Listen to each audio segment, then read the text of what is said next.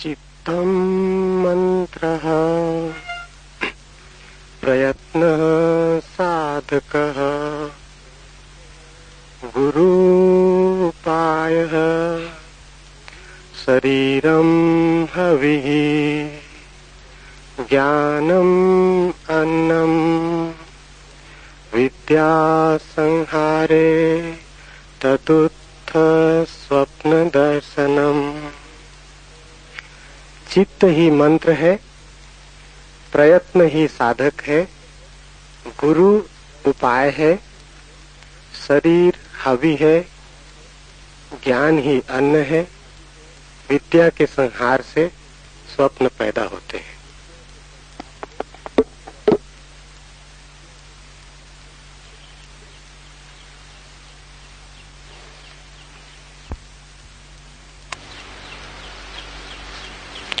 चित्त ही मंत्र। मंत्र का अर्थ है जो बार बार पुनरुक्त करने से शक्ति को अर्जित करे, जिसकी पुनरुक्ति शक्ति बन जाए। जिस विचार को भी बार बार पुनरुक्त करेंगे वो धीरे धीरे आचरण बन जाएगा। जिस विचार को बार बार दोहराएंगे जीवन में वो प्रकट होना शुरू हो जाएगा। जो भी आप हैं वो अनंत बार कुछ विचारों के दोहराए जाने का परिणाम है। सम्मोहन पर बड़ी खोजें हुई।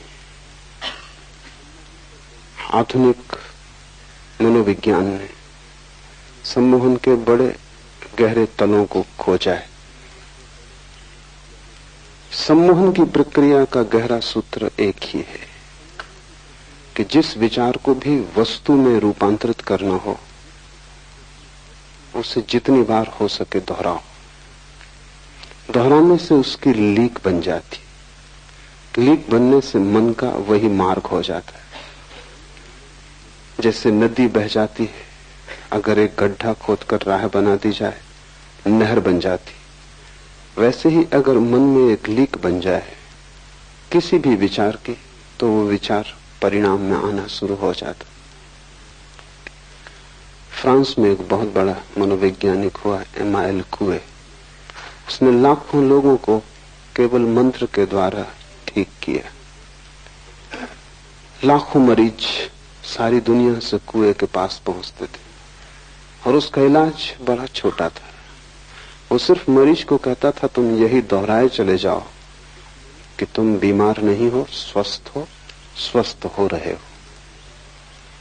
रात सोते समय दोहराओ, सुबह उठते समय दोहराओ, दिन में जब स्मृति आ जाए तब दोहराओ।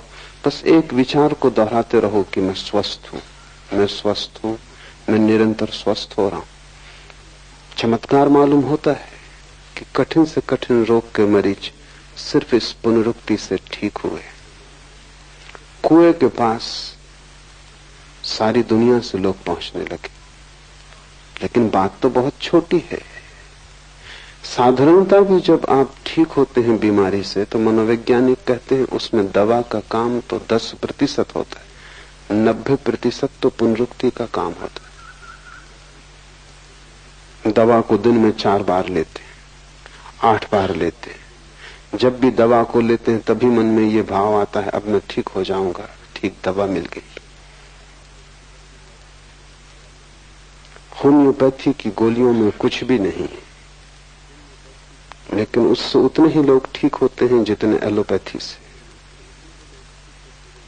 अच्छा डॉक्टर अगर पानी भी दे दे तो आप ठीक हो जाएंगे, क्योंकि सवाल दवा का नहीं, अच्छे डॉक्टर पर भरोसा होता है। भरोसा पुनरुक्ति बन जाता है। आप जानते हैं कि अच्छे डॉक्टर ने इलाज किया है, इसलिए जो डॉक्टर आपसे कम फीस लेता है शायद वो आपको ठीक ना कर पाए। जो डॉक्टर आपसे ज्यादा फीस लेता है वही आपको ठीक कर पाएगा, क्योंकि जब आप ज्यादा जेब आपकी खाली होती है तो भरोसा बढ़ता है, लगता है कि बड़ा डॉक्टर है। और आप जैसे बड़े मरीज को बड़ा डॉक्टर चाहिए। पुनरुक्ति मनोवैज्ञानिक एक प्रयोग किए हैं जिसे वो प्लेसबो कहते हैं, झूठी दवा। और बड़ी हैरानी मालूम हुई, एक ही बीमारी के मरीज हैं 25 को वास्तविक दवा दी गई और 25 को सिर्फ पानी दिया गया। लेकिन पता किसी को भी नहीं है कि किसको पानी दिया गया, किसको दवा दी गई। मरीजों को पता नहीं, वो सभी दवा मान के चल रहे हैं। हैरानी हुई कि जितने दवा से ठीक हुए उतने ही पानी से भी ठीक हुए, प्रतिशत बराबर वही रहा। इसलिए जब कभी कोई पहली बार दवा खोजी जाती है तो उससे बहुत मरीज ठीक होते हैं, फिर धीरे धीरे संख्या कम हो जाती। इसलिए हर दवा 2-3 साल से ज्यादा नहीं चलती, क्योंकि जब पहली दफा दवा खोजी जाती है तो बड़ा भरोसा पैदा होता है कि अब खोज ली गई असली दवा। सारी दुनिया में मरीज उससे प्रभावित होते, फिर धीरे धीरे भरोसा कम होने लगता है, क्योंकि कभी कोई मरीज उससे ठीक भी नहीं होता। कभी कोई जिद्दी मरीज मिल जाता है जो सुनते नहीं दवा की न डॉक्टर की, उसके कारण दूसरे मरीजों का भरोसा भी क्षीण होने लगता है। धीरे धीरे दवा का प्रभाव खो जाता है। इसलिए हर 2 साल में नई दवाएं खोजनी पड़ती। दवाओं का भी प्रभाव विज्ञापन ठीक से किया जाए तो ही होता है। तो हर अखबार, पत्रिका, रेडियो, टेलीविजन, सब तरफ से प्रचार होना चाहिए। प्रचार ज्यादा कारगर है जितनी दवा के तत्व, उससे ज्यादा, क्योंकि वही प्रचार आपको सम्मोहित करेगा। वो प्रचार मंत्र बन जाता है। अखबार खोला और एस्प्रो, रेडियो खोला और एस्प्रो, टेलीविजन पे गए और एस्प्रो, बाजार में निकले और बोर्ड एस्प्रो, जो कुछ भी करें एस्प्रो पीछा करती। वो सिरदर्द से भी बड़ा सिरदर्द बन जाती, फिर वो सिरदर्द को हरा देती। पुनरुक्ति शक्ति पैदा करती है। मंत्र का अर्थ है किसी चीज को बार बार दोहराना। ये सूत्र कह रहा है चित्त ही मंत्र है, चित्तम मंत्र। ये कहता और किसी मंत्र की जरूरत नहीं। अगर तुम चित्त को समझ लो तो चित्त की प्रक्रिया ही पुनरुक्ति है। तुम्हारा मन कर क्या रहा है जन्मों जन्मों से? सिर्फ दोहरा रहा है। सुबह से सांझ तक तुम करते क्या हो? रोज वही दोहराते हो जो तुमने कल किया था, जो परसों किया था। वही तुम आज कर रहे हो, वही तुम कल भी करोगे अगर न बदले। और तुम जितना वही करते जाओगे उतनी ही पुनरुक्ति प्रगाढ़ होती जाएगी और तुम झंझट में इस तरह फंस जाओगे कि बाहर आना मुश्किल हो जाएगा। लोग मेरे पास आते हैं, वो कहते हैं सिगरेट नहीं छूटती। सिगरेट मंत्र बन गई है, उन्होंने इतनी बार दोहराया है। दिन में 2 पैकेट पी रहे हैं, उसका मतलब हुआ कि 24 बार दोहरा रहे हैं कि 20 बार दोहरा रहे हैं। बार बार दोहराया है और सालों से दोहरा रहे हैं। आज अचानक छोड़ देना चाहते हैं, लेकिन जो चीज मंत्र बन गई उसको अचानक नहीं छोड़ा जा सकता। तुम छोड़ दोगे इससे क्या फर्क पड़ता है? पूरा मन मांग करेगा, पूरा शरीर उसको दोहराएगा, वो कहेगा चाहिए। उसी को तुम तलफ कहते हो। तलफ का मतलब हुआ कि जिस चीज को तुमने मंत्र बना लिया उसे अचानक छोड़ना चाहते हो, ये नहीं हो सकता। तलफ का मतलब है जो चीज मंत्र बन गई है उसको विपरीत मंत्र से तोड़ना होगा। तो रूस में पावलव ने इस पे बहुत काम किया, और पावलव अकेला आदमी है जिसने तलफ वाले मरीजों को ठीक करने में सफलता पाई। अगर आप सिगरेट पीने के रोगी हो गए, छोड़ना चाहते हैं और नहीं छूटती, तो पावलव मंत्र का प्रयोग करता था। उसके मंत्र जरा तेज थे। आपको सिगरेट देगा और जैसे आप सिगरेट हाथ में लेंगे आपको बिजली का शॉक लगेगा, झंझना जाएगी पूरी तबीयत, सिगरेट हाथ से छूट जाएगी। ऐसा 7 दिन आपको पावलव भर्ती रखेगा अपने अस्पताल में, और जब भी आप सिगरेट पिएंगे तभी बिजली का शॉक लगेगा। 7 दिन में मंत्र सिगरेट से ज्यादा गहरा हो जाएगा। सिगरेट का नाम ही सुन के आपको कपकपी आने लगे। पीने का रस तो दूर, एक वैराग्य का उदय हो जाएगा। पावलव ने हजारों मरीज विपरीत मंत्र से ठीक किए। और पावलव कहता है कि जो लोग भी आदतों से ग्रस्त हो गए हैं, जब तक उनको विपरीत आदतें न दी जाएं जो पहली आदत से ज्यादा मजबूत हो, तब तक कोई छुटकारा नहीं। तुम्हारा जीवन जैसा भी है, तुम्हारे मन का ही परिणाम है। और तुम दोहराए चले जाते हो। तुम क्रोध से बाहर भी होना चाहते हो, लेकिन तुम रोज क्रोध को दोहराए चले जाते हो। जितना दोहराते हो उतना मजबूत हो रहा है। कितनी बार तुम कस्में खाते हो कि अब नहीं करूंगा, और कस्में टूट जाती हैं, और क्रोध फिर करते हो, उपद्रव और भी बढ़ गया। इससे तो बेहतर था कसम तुमने न खाई होती, क्योंकि अब ये दोहरा मंत्र हो गया। अब तुम जानते हो कि क्रोध कसम से ज्यादा बड़ा है और ज्यादा ताकतवर है। कसमों का कोई मूल्य नहीं है। तुम कितना ही व्रत लो, तुम्हारे व्रत 2 कौड़ी के हैं, क्रोध ज्यादा सबल है। ये भी सम्मोहन बैठ गया। अब तुम जब कसम भी लोगे, व्रत भी लोगे, तब भी तुम जानते हो भीतर कि ये सधने वाली नहीं है। तुम भीतर दोहरा रहे हो उस समय भी कि ये होगा नहीं, मैं ले तो रहा हूं लेकिन ये होगा नहीं। भूल के भी व्रत मत लेना अगर उसे पूरा न कर सको। उससे तो बेहतर है कि तुम अपनी एक ही आदत से भरे रहना। व्रत लेके और तोड़ना बहुत महंगा धंधा है, क्योंकि तोड़ने की भी आदत बन रही है। फिर तुम जीवन में कभी भी व्रत न ले पाओगे। तथाकथित धार्मिक गुरुओं ने तुम्हें बहुत अधार्मिक बनाया है, क्योंकि वो सस्ते में व्रत दे देते। तुम मंदिर गए, तुम साधु के पास गए, मुनि के पास गए, और वो कहता है कोई व्रत लो। उसके प्रभाव में, मंदिर की शांति में, और फिर अहंकार में कि जब साधु कह रहा है तो ये कहना कि मैं कोई भी व्रत न ले सकूंगा बड़ी दीनता मालूम पड़ती। तो तुम कहते हो आज से सिगरेट छोड़ देंगे। मेरे एक मित्र हैं, उनका दिमाग जरा खराब है लेकिन आपसे बेहतर। वो एक मुनि के पास गए, जैन है, और मुनि ने कहा कि कोई व्रत लो। उन्होंने कहा अच्छी बात है, ले लिया। मुनि ने कहा क्या लिया? उन्होंने कहा आज से बीड़ी पिया करेंगे। दिमाग उनका खराब है, लेकिन व्रत का उन्होंने पालन किया है। वो तब तक बीड़ी पीते नहीं थे। और मैं आपको कहता हूं कि वो ज्यादा फायदे में रहे बजाय उस आदमी के जिसने नियम लिया कि मैं बीड़ी नहीं पीऊंगा और फिर बीड़ी पीनी शुरू कर दी। उसका व्रत भी टूट गया, उसकी आत्मग्लानि बढ़ गई। कम से कम वो सफल तो हुए। दिमाग उनका खराब हो, आपसे बेहतर। कम से कम इतना तो है कि व्रत पूरा किया है। इससे जब भी व्रत टूटता है तो आत्मग्लानि पैदा होती, अपराध पैदा होता है। और जितनी आत्मग्लानि पैदा होती, अपराध पैदा होता, उतना तुम दीन होते जाते हो। और आत्मा तो उसको मिलेगी जो सम्राट है, जो दीन नहीं। तुम आत्मा से दूर हटते जाते हो।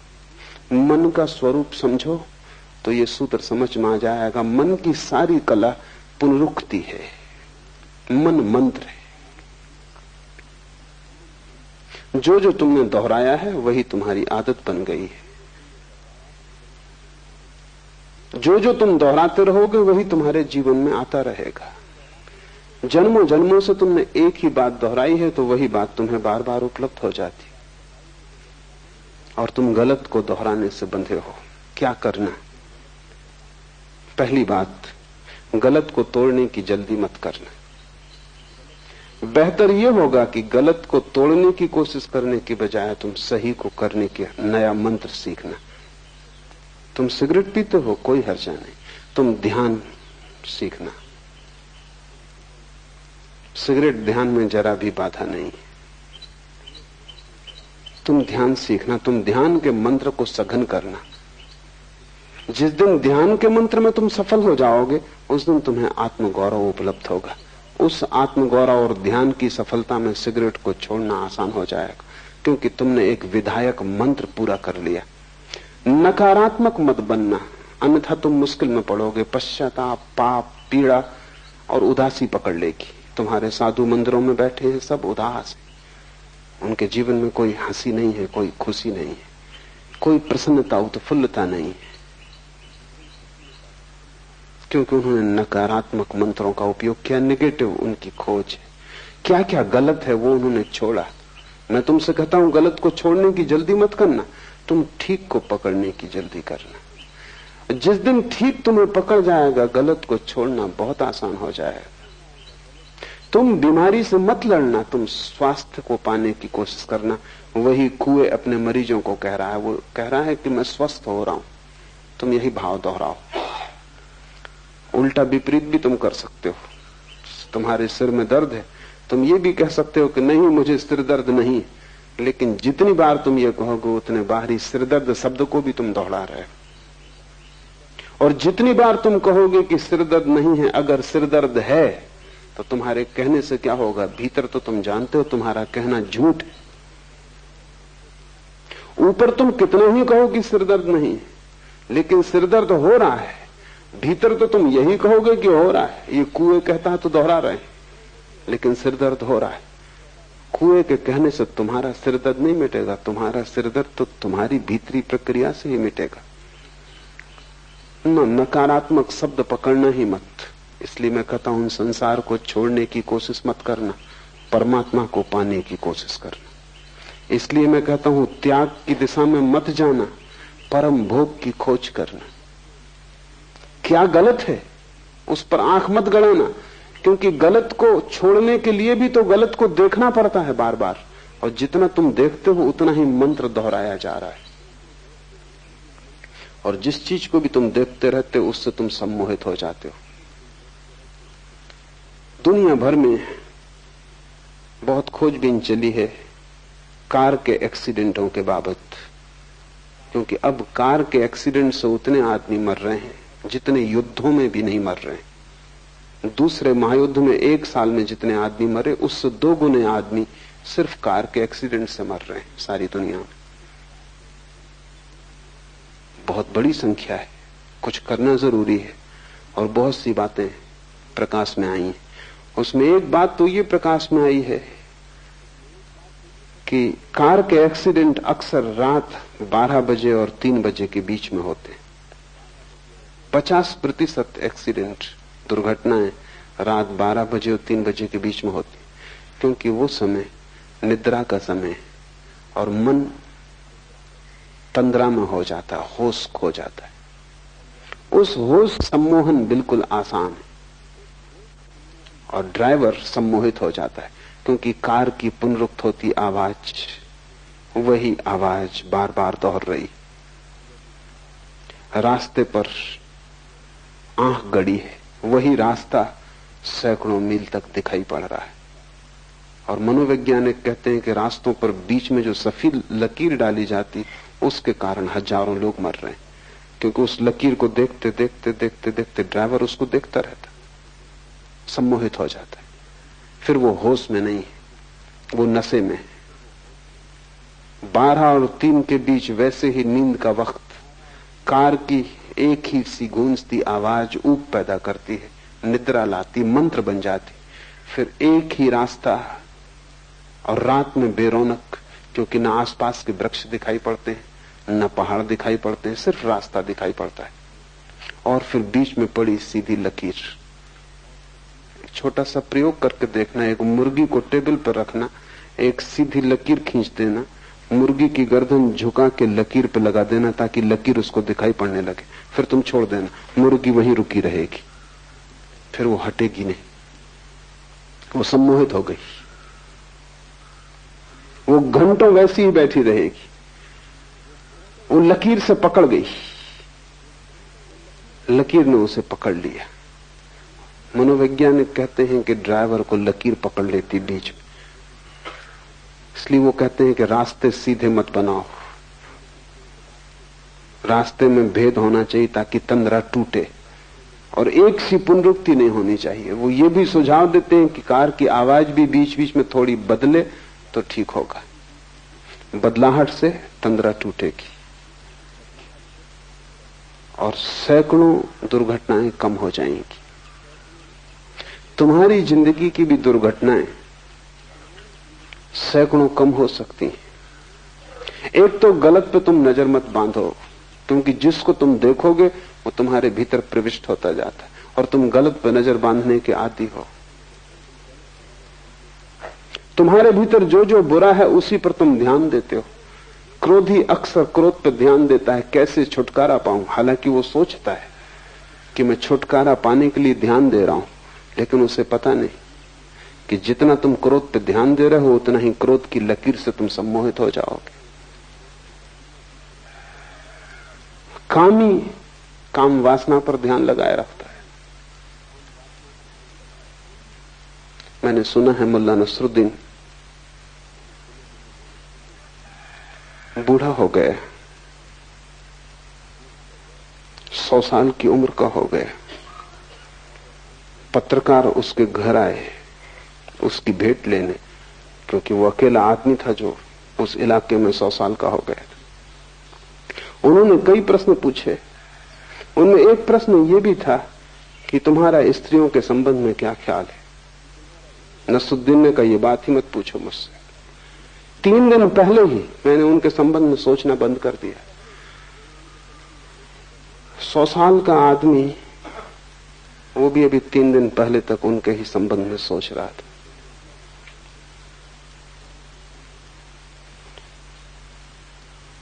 स्त्री पकड़े रहेगी क्योंकि तुम उससे छूटना चाहते हो। वो तुम्हारा नकारात्मक मंत्र बन गया। तुम जिससे छूटना चाहते हो उससे तुम छूट ना पाओगे। गलत को देखने अगर तुम लग गए तो तुम गलत पर ध्यान कर रहे हो। महावीर ने ध्यान के 4 रूप कहे, 2 गलत 2 सही। दुनिया में किसी भी आदमी ने गलत को ध्यान नहीं कहा है, महावीर ने कहा है। मनोवैज्ञानिक उनसे राजी होंगे। उन्होंने कहा गलत ध्यान भी ध्यान तो है ही, जिससे क्रोध ही ध्यान मग्न हो जाता है, क्योंकि क्रोध में सारी दुनिया मिट जाती। क्रोध में चित्त एकाग्र हो जाता है, इसलिए क्रोध में बड़ी शक्ति आ जाती है। तुमने कभी ख्याल किया, क्रोधी आदमी अपने से दुगने ताकतवर आदमी को उठा के फेंक देगा क्रोध में। होश में होता, क्रोध में होता तो 25 दफा सोचता कि इस आदमी से झंझट लेनी कि नहीं, दुगना ताकतवर है। क्रोध में आदमी बड़ी से बड़ी चट्टान सरका देता है, होश में सोच भी नहीं सकता। क्रोध में आदमी कुछ भी कर लेता, क्रोध में सारी शक्ति जग जाती। क्या होता है, बढ़ती हुई शक्ति जो सब तरफ जा रही थी एकाग्र हो जाती। जैसे किरणें सूरज की इकट्ठी हो जाएं तो आग पैदा हो जाती, ऐसा क्रोध में चित्त इकट्ठा हो जाता है, आग पैदा हो जाती। महावीर ने उसको भी ध्यान कहा है। महावीर ने कहा आर्त और रौद्र 2 गलत ध्यान है। दुख में भी आदमी ध्यान मग्न हो जाता है। कोई मर गया तब तुम रोते हो, चीखते हो, चिल्लाते हो, बस एक पर ही ध्यान अटक जाता है। गलत ध्यान से बचना, और तुम सभी गलत ध्यान में लगे हो। तुम्हारे जीवन की तकलीफ ही यही है, मूल पीड़ा और बीमारी यहां है कि तुमने अपनी आंखें गलत पर जमा ली हैं। क्या क्या गलत है उसे छोड़ना, और तुम सोच रहे हो कि छोड़ने के लिए ही तुम ये कर रहे हो। इस ध्यान के कारण ही तुम नहीं छोड़ पा रहे हो। मैं तुमसे कहता हूं संसार की फिक्र ही छोड़ दो, तुम परमात्मा पर ध्यान लगाओ। तुम क्रोधी हो, सारी दुनिया क्रोधी है, क्रोध पर आंखें मत गड़ाओ, करुणा पर आंखें गड़ाओ। तुम जो सही है उसको ध्यान में लाओ, और जैसे जैसे सही में शक्ति बढ़ेगी गलत से शक्ति विसर्जित हो जाएगी, क्योंकि शक्ति तो एक ही है, तुम सब तरफ नहीं लगा सकते। अगर तुमने शांत होने की चेष्टा पर ध्यान लगा दिया तो जब तुम अशांत होना चाहोगे तब तुम पाओगे कि शक्ति तुम्हारे पास है नहीं, वो शांति की तरफ बह गई। और जिसने शांति का स्वाद ले लिया वो अशांत होना क्यों चाहेगा। अशांत तो वही होता है जिसने शांति का स्वाद नहीं लिया। जिसने परमात्मा का रस नहीं लिया वही संसार में अलिप्त डूबता है, लिप्त होता है। इसे बहुत ठीक से ख्याल में ले लो। नकार से बचना, नहीं से बचना, बुरे को छोड़ने की फिक्र ही मत करना, क्योंकि छोड़ने में ही तुम सम्मोहित हो जाओगे और बुरे को तुम कभी भी न छोड़ पाओगे। जिसको भी हम छोड़ना चाहते हैं उसमें एक पकड़ आ जाती है। मैंने सुना है एक आदमी एक होटल में मेहमान हुआ, मैनेजर ने कहा हम दे ना सकेंगे कमरा, कमरा तो खाली है लेकिन उसके नीचे एक आदमी ठहरे हुए, वो बहुत उपद्रवी है, जरा सी भी आवाज ऊपर हो गई तो वो बखेड़ा खड़ा कर देंगे। उनकी वजह से उनके ऊपर का कमरा हमने खाली ही छोड़ दिया है। उस आदमी ने कहा कि चिंता आप ना करें, मैं तो बाजार में दिन भर उलझा रहूंगा, रात कोई 11-12 बजे लौट के सो जाऊंगा और 3 बजे की मुझे गाड़ी पकड़ लेनी, 3 घंटे मुश्किल से मैं इस कमरे में रहूंगा, कोई कारण नहीं है मेरे द्वारा उपद्रव होने का, फिर मैं ध्यान भी रखूंगा, आपने बता दिया तो ठीक किया। वो आदमी 12 बजे थका मांदा बाजार से काम करके लौटा, बिस्तर पे बैठा, एक जूता छोड़ के उसने पटका, फर्श पे गिरा तो उसे ख्याल आया कि कहीं उस आदमी की नींद न टूट जाए, तो उसने दूसरा चुपचाप रख के वो सो गया।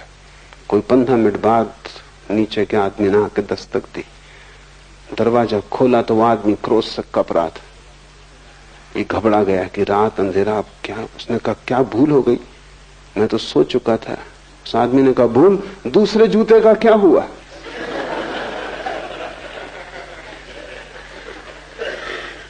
पहला गिरा, मैंने कहा आ गए, फिर दूसरे का क्या हुआ? मैं सो ही नहीं पा रहा हूं, वो दूसरा जूता सिर पर लटका हुआ है, तो पूछ लूं, पता चल जाए, निश्चिंतता हो। सबने दूसरा जूता लटका लिया, वो नकार का है, वो तुम ये छोड़ना है, ये छोड़ना है, ये बुरा है, और इतनी बुराइयां हैं कि जीवन छोटा मालूम पड़ता है, तुम छोड़ ना पाओगे। रत जगह जगह बुराई है, कोने कोने में बुराई है, सारा जीवन बुराई से भरा है, और तुम्हारे साधु संत तुम्हें सिर्फ अपराध से भरते हैं, क्योंकि वे तुमसे कहते हैं ये गलत, ये गलत, ये गलत। उनसे सही की तो तुम खबर ही ना पाओगे, क्योंकि वे कहते हैं जब तक गलत न छूटेगा तब तक सही तुम्हें मिलेगा भी कैसे। और उनकी बात तर्कयुक्त मालूम पड़ती। वो ये कह रहे हैं कि जब तक अंधेरा न जाएगा तब तक प्रकाश जलेगा कैसे। और मैं तुमसे कहता हूं कि अगर तुमने उनकी बात सुन ली तो कितनी ही तर्कयुक्त मालूम होती, तुम भटक जाओगे जन्मों जन्मों तक। उन्हीं की बात से तुम भटके हुए हो।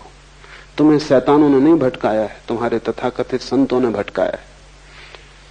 क्योंकि बात तर्कयुक्त लगती, जब तक गलत ना छूटेगा ठीक कैसे मिलेगा। लेकिन कभी तुमने कोशिश की है अंधेरे को हटाने की? पहले अंधेरा हट जाए फिर दिया जलाओगे तो फिर तुम कभी ना जला पाओगे। मैं तुमसे कहता हूं तुम दिया जलाना, अंधेरे की तुम बात ही मत करो, क्योंकि दिया जलते ही अंधेरा हट जाता है। तुम प्रकाश लाओ, अंधेरे पर ध्यान मत करो। दुनिया में कोई अंधेरे को कभी नहीं हटा पाया। बुराई कभी नहीं हटाई जा सकती, भलाई लाई जा सकती। संसार कभी नहीं छोड़ा जा सकता, आत्मा पाई जा सकती, और आत्मा के पाते ही संसार छूट जाता है।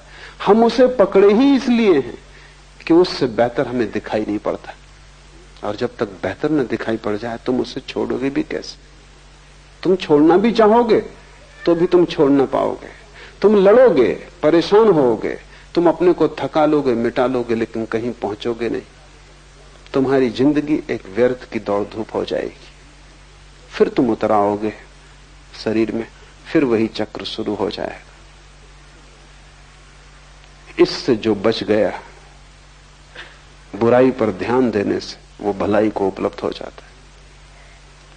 चित्त मंत्र है, चाहे बुराई के लिए उपयोग कर लो चाहे भलाई के लिए, पुनरुक्ति शक्ति बन जाती। तुमसे क्रोध होता है, स्वीकार कर लो। कितनी बार क्रोध होता है, तुम क्रोध का पश्चाताप भी मत करो, तुम क्रोध से लड़ो भी मत। जितनी बार क्रोध हो उतनी बार करुणा के कृत्य भी करो। जितनी बार लोगों को तुमसे हानि पहुंचती हो उतनी बार लोगों को तुम लाभ भी पहुंचाओ। तुम जरा लोगों को लाभ पहुंचाने का रस भी लो।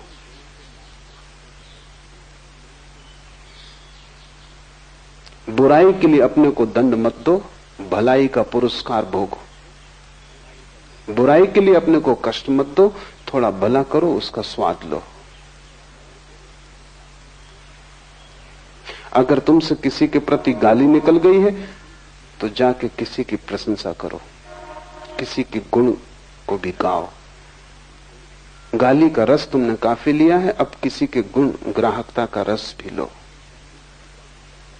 कांटों से मत उलझो, वो हैं, ध्यान फूलों पर दो। एक दफा कांटों से तुम उलझ गए तो फूलों तक तुम पहुंच ही ना पाओगे, कांटे बहुत हैं। और जब तक तुम पहुंचोगे तुम इतने लहूलुहान हो जाओगे कि फूल भी तुम्हें सुख न दे सकेंगे, और फूलों का भी जो स्पर्श है वो तुम्हें पुलकित ना करेगा। तुम घावों से भर गए होगे, फूल भी कष्ट देंगे, क्योंकि घाव अगर पहले से ही लगा हो तो फूल भी पीड़ा देगा। कांटों पर ध्यान मत दो,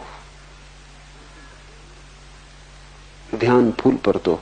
और अगर तुम फूल के रस में डूब गए तो तुम एक दिन पाओगे कि कांटे हैं ही नहीं, क्योंकि फूल के रस में जो डूब जाए उसे कांटा भी चुभ नहीं सकता। असली सवाल फूल के रस में डूबने का है, विष में विमुक्त हो जाने का है। असली बात परमात्मा की शराब पी लेने का है, तब तुम्हें इस संसार की शराब में आकर्षित न करेंगी। अन्यथा तुम लड़ोगे उन्हीं से और उन्हीं से पराजित होगे। बुराई से जो लड़ता है वो बुराई से पराजित होता है। बुराई से लड़ने वाला मन बुराई का मंत्र बना लेता है, क्योंकि चित्त मंत्र है। चित्त की इस प्रक्रिया को समझो कि चित्त दोहराता है। तुमने कभी ख्याल किया है? एक 7 दिन अपने चित्त का निरीक्षण करो, लिखो चित्त जो जो दोहराता है, और तुम पाओगे एक वर्तुलाकार चित्त का भ्रमण है। अगर तुम ठीक से निरीक्षण करोगे तो तुम पाओगे जैसे रात आती है, दिन आता है, सुबह होती, सांझ होती, ऐसे ही चित्त में क्रोध का बंधा हुआ समय, प्रेम का बंधा हुआ समय, काम वासना का बंधा हुआ समय, लोभ का बंधा हुआ समय। ठीक उसी समय पर लोभ तुम्हें पकड़ता है जैसे भूख पकड़ती, लेकिन तुमने कभी निरीक्षण नहीं किया। अन्यथा तुम अपना 28 दिन का कैलेंडर बना सकते हो और तुम लिख सकते हो कि सोमवार की सुबह मुझसे सावधान। पत्नी बच्चे घर में जान सकते हैं कि सोमवार की सुबह पिताजी से जरा दूर रहना, और वो और इसका उपयोग हो सकता है, क्योंकि तुम सोमवार की सुबह अगर ठीक से निरीक्षण तुमने किया कुछ दिनों तक, तो तुम पकड़ लोगे वे बिंदु जहां वर्तुल की तरह तुम्हारा मन घूमता है। शरीर ही वर्तुलाकार नहीं है, मन भी वर्तुलाकार है। इस जगत में सभी गतियां वर्तुलाकार हैं, सर्कुलर है। चांद तारे गोल घूमते हैं, जमीन गोल घूमती है, सब चीजें गोल घूमती हैं, मौसम गोल घूमते हैं। तुम्हारे मन की ऋतुआं भी गोल घूमती हैं। जिससे स्त्रियों को मासिक धर्म होता है, ठीक 28 दिन में वर्तुल पूरा होता है। अभी मनोवैज्ञानिक कहते हैं कि पुरुषों के भीतर भी वैसी ही रासायनिक प्रक्रिया होती है 28 दिन में जैसा स्त्रियों की, क्योंकि शरीर कुछ बहुत भिन्न नहीं है। तुमने ख्याल किया कि स्त्रियों को जब मासिक धर्म होता है वो ज्यादा चिड़चिड़ी, ज्यादा झगड़ेल, क्रोधी, उदास, परेशान, बेचैन हो जाती। हिंदू बहुत होशियार थे, वो उनको 3-4 दिन के लिए कमरों में अलग ही बंद कर देते थे, क्योंकि उस समय उनसे कुछ आशा करनी ठीक नहीं। उनके शरीर में इतनी रासायनिक प्रक्रिया हो रही कि उस रासायनिक प्रक्रिया में होश रखना उन्हें मुश्किल होगा, वो बेहोश हो जाएंगे। लेकिन ठीक 28 दिन पर हर पुरुष को भी ऐसा ही होता है। पुरुष का भी मासिक धर्म है। बाहर रक्तस्राव नहीं होता, लेकिन भीतर रस ग्रंथियों में रक्तस्राव होता है, इसलिए दिखाई नहीं पड़ता।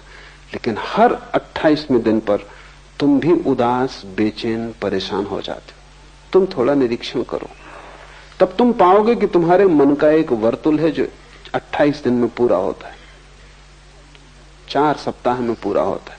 और उस वर्तुल में तुम धीरे धीरे निरीक्षण की प्रक्रिया को प्रगाढ़ करोगे तो ठीक ठीक बिंदु खोज लोगे कब क्या होता है। तब तुम बड़े हैरान होगे।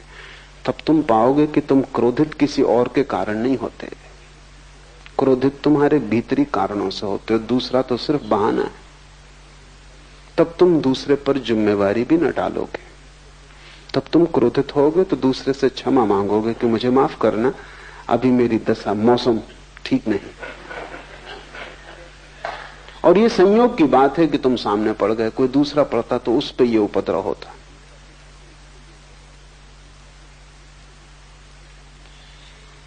आत्मनिरीक्षण से तुम इस बात को सहज ही समझ लोगे कि मन एक वर्तुल में घूम रहा है, वो एक मंत्र है। और अगर तुम इसे न समझे तो तुम उस वर्तुल में भटकते ही रहोगे। इसलिए हिंदुओं ने संसार को चक्र कहा है कि वो घूमता है और तुम वही वही कर रहे हो बार बार। और तुम ये भी मत सोचना कि तुम कुछ नया कर रहे हो, सभी लोग वही कर रहे हैं। जब पहली दफा तुम प्रेम में पड़ते हो तो तुम सोचते हो संसार में शायद ऐसा अनूठा घटना कभी घटी नहीं, रोज घट रही है। वही सारे लोग करते रहे, वही पशु पक्षी कर रहे हैं, पौधे कर रहे हैं, आदमी कर रहा है। कुछ प्रेम तुम्हें घट गया है ऐसा नहीं, सभी को वैसा ही घटा है। क्रोध भी सभी को वैसा ही घटा है। इस वर्तुल के बाहर सिर्फ एक चीज है, वो ध्यान है, जो अपने आप नहीं घटती। बाकी सब अपने आप घटेगा, तुम्हें कुछ करने की जरूरत नहीं। तुम चक्के पे बैठे बढ़ रहो, चक्का अपने आप घूम रहा है, तुम उसमें बंधे हुए घूमते रहोगे। सिर्फ एक घटना है जो इस वर्तुल के बाहर है कि तुम छलांग लगा के चक्र के बाहर निकल जाओ, वो ध्यान है। वो अपने आप नहीं घटता है, वो कभी किसी बुद्ध को घटता है। पश्चिम के बहुत बड़े ऐतिहासिक एर्नाल्ड टायनबी ने हिसाब लगाया है कि अब तक केवल 6 आदमी इस चक्र के बाहर हुए पूरे मनुष्य जाति के इतिहास में। 6 न हुए हो, 60 हुए हो, संख्या कुछ बहुत बड़ी नहीं। वो एक अनहोनी घटना है। न तो प्रेम, न क्रोध, न लोभ, ये सामान्य घटनाएं सभी को घट रही हैं, जानवरों को घट रही हैं। इससे तुम आदमी नहीं हो। तुम्हारे जीवन में आदमी होने का सूत्र तो उसी दिन घटेगा जिस दिन तुम इस चित्त के मंत्र के बाहर हो जाओ, चित्त के वर्तुलाकार भ्रमण के बाहर हो जाओ। ये चित्त का चक्र टूट जाए और तुम इसके बाहर हो जाओ। वो ध्यान है। ध्यान वर्तुलाकार नहीं है। ध्यान एक स्थिति है, मन एक गति है। ध्यान ठहराव का नाम है, मन भटकाव का नाम। और भटकाव भी कुछ नई जगहों पर नहीं, वही जगह फिर वही जगह फिर कोल्हू के बैल की तरह तुम घूम रहे हो। सचेत होकर देखोगे तो समझ में आ जाएगा ये कोई सिद्धांत नहीं है, ये तथ्य है। ये कोई दर्शन शास्त्र का सिद्धांत नहीं है। तुम्हारे मन का वर्तुलाकार भ्रमण, तुम्हारे मन का मंत्र की भांति होना, ये तुम्हारे जीवन का तथ्य है। जिन्होंने जीवन को समझने की कोशिश की है उन्होंने इसका आविष्कार किया है। ये कोई विचार से निर्मित सिद्धांत नहीं है, अनुभव से पाया गया तथ्य है। तुम भी इसे अनुभव से पा सकते हो। मैं कहता हूं इसलिए मानने की जरूरत नहीं, शिव कहें इसलिए मानने की कोई जरूरत नहीं। तुम्हारे पास आंखें हैं, आंख बंद करके मन को जरा कुछ दिनों तक देखते रहो, तब तुम हैरान हो जाओगे। तब तुम पाओगे कि तुम इस चाक से बंधे हो और सारी प्रकृति इसी चाक से बंधी है। तुम्हारी मनुष्यता की घोषणा इसमें नहीं, तुम्हारी गरिमा इसमें नहीं, तुम्हारी गरिमा इसके बाहर उतर जाने में। उसी क्षण तुम बुद्धत्व को उपलब्ध हो जाते हो या शिवत्व को उपलब्ध हो जाते हो। चित्त मंत्र है। पुनरुक्ति चित्त का स्वभाव है, रिपीटिशन। इसलिए चित्त के जगत में कभी कोई नई चीज नहीं घटती। चित्त के जगत में कभी भी कोई मौलिक तत्व नहीं घटता। वहां सब बासा और पुराना है, सब उच्छिष्ट। तुम उसी की उगाली करते हो। भैंस को देखा है, उगाली करते, भोजन कर लेती, फिर उसको निकाल के मुंह में उगाली करती रहती। चित्त उगाली कर रहा है। तुम जो भी ले लेते हो भोजन की तरह चित्त में, फिर चित्त उसकी उगाली करता रहता है। पढ़ो एक किताब, फिर चित्त में वो चलने लगेगी। मुझे सुन के जाओगे, फिर 24 घंटे वो चित्त में चलने लगेगा। एक चक्र शुरू हो गया।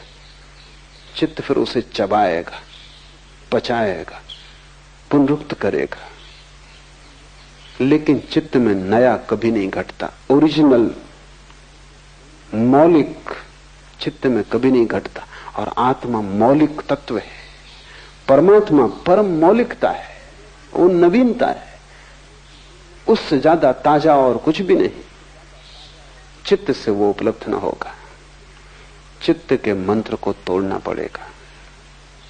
ये सूत्र ठीक से समझना, चित्त ही मंत्र है और प्रयत्न साधक है। दूसरा सूत्र, प्रयत्न का अर्थ है इस चित्त के चक्र के बाहर निकलने की चेष्टा। जो निकल गया वो सिद्ध है, जो निकलने की चेष्टा कर रहा है वो साधक है। और महत प्रयत्न करना होगा तभी तुम निकल पाओगे। उतना ही प्रयत्न करना होगा जितना चित्त को बांधने में तुमने किया है। लेकिन बड़ी कठिनाई यह है कि उसी चित्त से तुम देखते हो, इसलिए तुम जो देखते हो चित्त उसे अपने ही रंग में रंग देता है। ये बड़ी कठिनाई। मैं तुमसे बोल रहा हूं, तुम सुन रहे हो लेकिन तुम नहीं सुन रहे, तुम्हारा चित्त बीच में खड़ा है। मैं जो भी कहूंगा चित्त अपना रंग उस पर फेंकेगा और उसको अपने अनुकूल बदल लेगा, उसका अर्थ बदल जाएगा। मुल्ला नसरुद्दीन शराब पिए एक बस में सवार हुआ। एक बूढ़ी औरत जिसके बाल सब सफेद हो गए, उसे बड़ी दया आई। मुल्ला अभी जवान था, मुंह से शराब की बदबू आ रही। तो उस बूढ़ी औरत ने उससे कहा, बेटे तुम्हें होश है या नहीं? तुम सीधी नरक की यात्रा पे जा रहे हो। मुल्ला उछक के खड़ा हो गया। उसने कहा, रोको भाई, मैं गलत बस में सवार हो गए।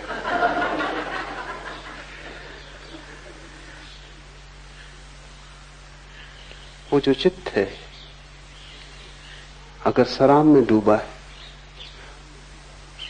तो वो हर चीज को अपने रंग में रंग लेगा। वो समझे कि ये बस नरक जा रही।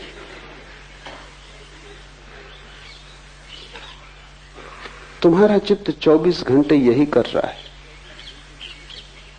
इसलिए बड़ी से बड़ी जटिल बात है वो ये है कि चित्त को अलग करके सुनने की चेष्टा। वही श्रावक, वही सम्यक श्रवण कि चित्त को तुम हटा दो और सीधा सुनो। प्रयत्न साधक है, चेष्टा करनी पड़ेगी, महत चेष्टा करनी पड़ेगी। आलस्य में पड़े रहने से तुम बाहर न हो पाओगे इस वर्तुल के। कैसे कोई पड़ा पड़ा वर्तुल के बाहर हो पाएगा? पड़ा पड़ा तो वर्तुल घूमता ही रहेगा, चक्र घूमता ही रहेगा। और डर के कारण कि कहीं तुम गिर न जाओ, तुम उसे जोर से पकड़े रहोगे। अगर तुमने कभी जंगल में बहेलियों को देखा है, तोतों को पकड़ते, तो बहेलिये बड़ी सीधी तरकीब का उपयोग करते। वही तरकीब तुम्हारा चित्त तुम्हारे लिए कर रहा है। वो रस्सी बांध देते, तो उस पे आके बैठते हैं, वजन के कारण उल्टे होकर लटक जाते। रस्सी पे बैठा नहीं जा सकता। तोता रस्सी पे आके बैठता है, वजन के कारण उल्टा हो जाता, उल्टा लटक के घबरा जाता है। घबरा के रस्सी को जोर से पकड़ लेता है कि कहीं गिर ना जाऊं। अब मुश्किल में पड़ा। अगर छोड़े रस्सी को तो डर लगता है कि गिर पड़ूंगा। कुछ पकड़ने की जरूरत नहीं, वो अपने आप पकड़े गए। वो बहेली आके उनको पकड़ के ले जाएगा। ये तोता भूल ही गया कि मेरे पास पंख हैं, गिरने का कोई कारण नहीं, कोई भय नहीं। लेकिन एक दफा रस्सी में उल्टे लटक के तुमको भी यही भय हो जाता है कि चक्के से अगर उतरे क्या होगा, खो जाएंगे, भटक जाएंगे। हेमिंगवे के एक पात्र ने एक उपन्यास में कहा है कि दुख मुझे स्वीकार है खालीपन की बजाय। I will choose suffering than nothingness। ना कुछ मैं ना चुनूंगा, इससे तो दुख चुन लेना बेहतर है। खाली होना तुम पसंद ना करोगे, नरक भी ठीक है, कम से कम भरे तो हो। वो तोता लटका है, डर रहा है कि कहीं सब न खो जाए। शक उसे भी हो रहा है कि फंस गए, लेकिन फंसा होना ठीक है, कम से कम गिरने से। इस चाक को तुम ही पकड़े हुए हो, चाक तुम्हें नहीं पकड़े हुए, मन तुम्हें नहीं पकड़े हुए। अगर मन तुम्हें पकड़े होता तो फिर बुद्ध और महावीर पैदा नहीं हो सकते, क्योंकि वो उनको भी पकड़े रहता। वो भागते क्या होता, मन उनको पकड़े रहता, मन उनका पीछा करता। नहीं, मन तुम्हें नहीं पकड़े है, मन को डर के कारण तुमने ही पकड़ा हुआ है। तुम इतने जोर से पकड़े हो और फिर भी तुम जाते हो संतों साधुओं के पास पूछने के मन से छुटकारा कैसे हो। मन से छुटकारे के लिए किसी से पूछने की कोई जरूरत नहीं। इतना ही समझ लेना जरूरी है कि तुमने पकड़ा है। तुम्हारे अतिरिक्त तुम्हारे जीवन के लिए और कोई जिम्मेवार नहीं है। पर पकड़ना अब सुविधापूर्ण हो गया है, क्योंकि तुम सदा से पकड़े हो, उसकी आदत हो गई, उसमें कुछ श्रम नहीं लगता। छोड़ने में श्रम लगेगा। अगर तुमने मुट्ठी जन्मों जन्मों से बांध रखी है तो खोलना मुश्किल होगा। जड़ हो गई हैं अंगुलियां, हाथ बंध गया है। बस इतनी ही बात है। थोड़े से प्रयत्न की जरूरत है कि मांसपेशियां फिर सजग हो जाएं, खून फिर हाथ उंगलियों में दौड़ने लगे और तुम खोलने में समर्थ हो जाओ। जिसे बांधा है वो खुल सकता है, इतना तो पक्का है, नहीं तो बांधते कैसे। मुट्ठी बंधती है क्योंकि खुल सकती है। कभी खुली ही रही होगी तभी बंधी है, फिर कभी खुल सकती है। लेकिन अगर बहुत दिन तक बांध के रखी तो खुलना मुश्किल हो जाता है। बस इतनी ही अड़चन है। प्रयत्न की इसलिए जरूरत है। प्रयत्न का अर्थ है चित्त को छोड़ने के लिए श्रम करना होगा, और चित्त बार बार तुम्हें समझाएगा कि क्या कर रहे हो, क्या पागलपन कर रहे हो, क्योंकि तुमने छोड़ा कि चित्त मरा। प्रयत्न साधक है। तुम जब तक साधक न होगे तब तक तुम प्रयत्न ना करो। प्रयत्न तुम थोड़ा बहुत करते भी हो, लेकिन वो हमेशा आधा आधा है, और आधे मन से किए गए प्रयत्न का कोई अर्थ नहीं। वो ऐसा है जैसे एक हाथ से चाक को पकड़े हैं और दूसरे से छोड़ा, फिर इससे पकड़ा और दूसरे से छोड़ा, उससे कुछ हल ना होगा। नहीं, आधे आधे से कोई प्रयोजन नहीं। एक व्यापारी अपनी पत्नी को सांझ कहा कि एक बड़ा ग्राहक आ रहा है, लाखों रुपए का सौदा होना है, तो मैं जाता हूं। ताजमहल में भोजन पर निमंत्रण दिया है। वो गया, रात आधी रात पिए खाए पिए लौटा। पत्नी ने कहा कुछ हुआ? उसने कहा 50-50, आधा आधा। पत्नी ने कहा चलो कुछ तो हुआ। फिर पत्नी ने सोचा कि मतलब क्या है आधे आधे का, तो उसने पूछा जब वो सोने ही जा रहा था पति की 50-50 का मतलब, तो उसने कहा मैं तो पहुंचा, वो ग्राहक नहीं आया।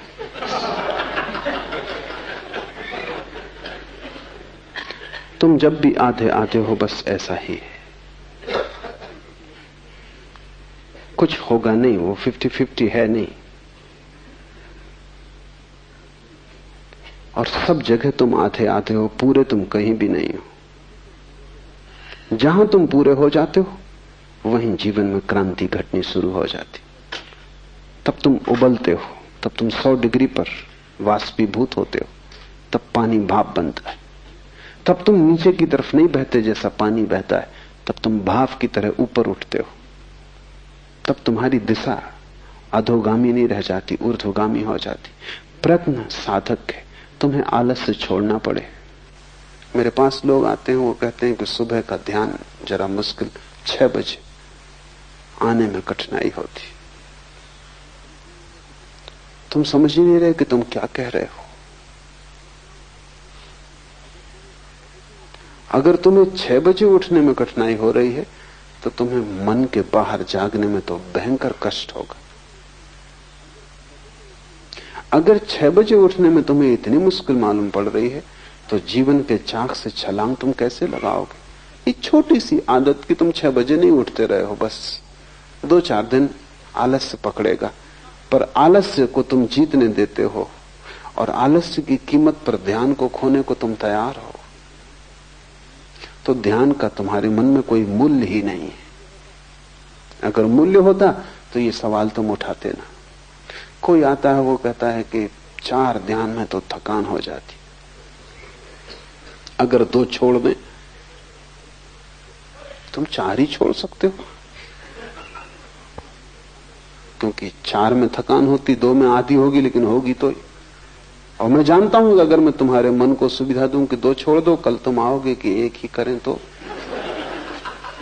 क्योंकि वही मन, 2 में भी तुम थकोगे तो ही।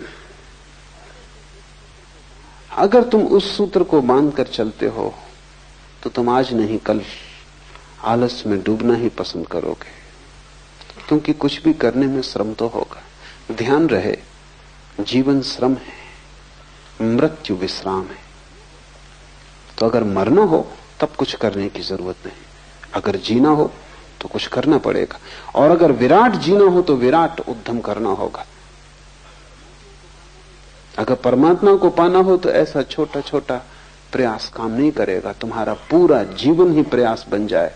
तुम रत्ती रत्ती दांव पर लगा दो अपने को, कुछ भी तुमने बचाया तो तुम चूक जाओगे। यहां पूरा ही दांव लगेगा तो ही तुम बच सकते हो।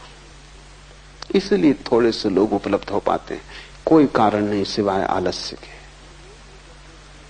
तुम ध्यान भी करते हो तो तुम ऐसे करते हो कहीं पैर में चोट ना लग जाए, कि कहीं किसी का धक्का ना लग जाए,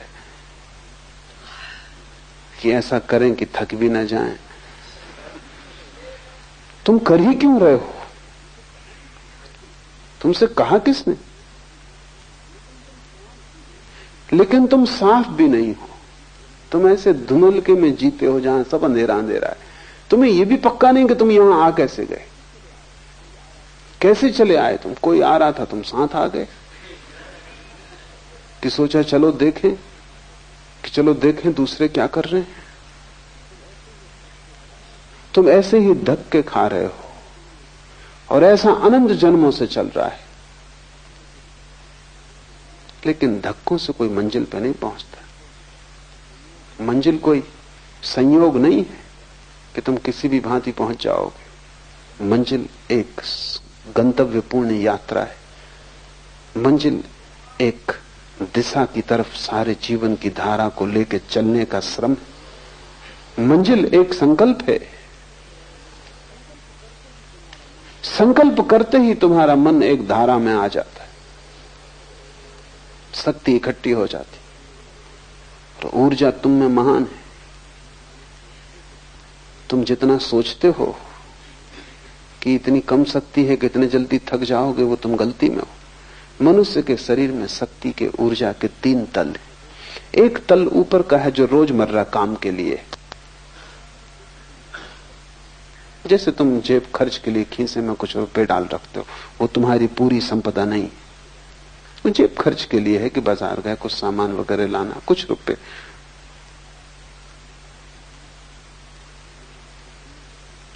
मुल्ला नसरुद्दीन एक दफा गांव से गुजर रहा था, बाहर अंधेरा था, 4 आदमियों ने पकड़ कर उस पर हमला कर दिया।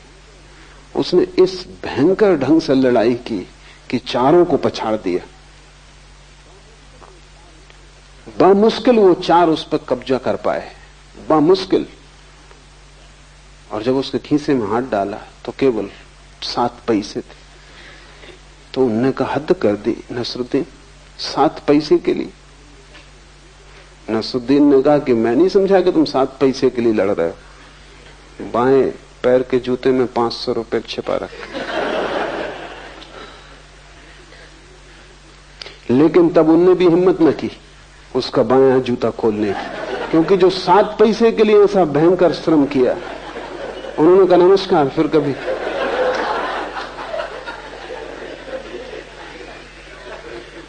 वो जो तुम्हारी रोजमर्रा की ऊर्जा है वो 7 पैसे से ज्यादा नहीं है। वो रोज काम के लिए है, उठना बैठना, भोजन करना, पचाना, सोना, कामधाम, ऊपर का अंग है, खीसे में पड़े हुए पैसे। जब तुम ध्यान शुरू करते हो वो चुक जाती, जल्दी चुक जाती, क्योंकि ध्यान उसने कभी किया नहीं, वो एक नया क्रम शुरू हो गया। अगर तुम उसकी ही बात मान के रुक गए तो तुम कभी ध्यान ना कर पाओगे। उसकी तुम सुनो मत। अगर तुम किए ही गए, जल्दी ही तुम पाओगे कि दूसरे तल की ऊर्जा संलग्न हो गई। कई दफे तुम्हें अनुभव भी होता है, तुम बैठे हो रात सोने जा रहे थे, ऐसी नींद आ रही थी कि पलक खुलते नहीं खुलते थे कि तत्क्षण घर में आग लग गई। फिर तुम सो पाते हो, फिर तुम कहते हो मुझे नींद आ रही ना, नींद तिरोहित हो जाती। कहां से ये ऊर्जा आई? अभी तुम झपकी खा रहे थे और तुमसे कोई कहता है गीता पढ़ो तो तुम कहते हो भाई मुश्किल, लेकिन घर में आग लग गई। गीता छोड़ सकते थे लेकिन घर में आग लग गई। अब तुम दौड़ रहे हो, भाग रहे हो, बुझा रहे हो, और आग भी बुझ जाएगी तो भी अब इस रात तुम सोने वाले नहीं।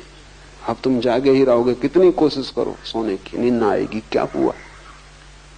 दूसरा तल जो रोजमर्रा शक्ति का नहीं है, संरक्षित तल टूट गया। उसके टूट जाने के कारण तुम इतनी ऊर्जा से भर गए हो कि सब नींद खो गई। अगर तुमने ध्यान का प्रयोग जारी रखा, तुम थके ना, जल्दी ही दूसरी ऊर्जा उपलब्ध होगी। उसके उपलब्ध होते ही तुम पाओगे कि कितना ही ध्यान करो थकने वाला नहीं है, कुछ भीतर खर्च होने वाला नहीं। ये भी दूसरा तल है, एक तीसरा तल है।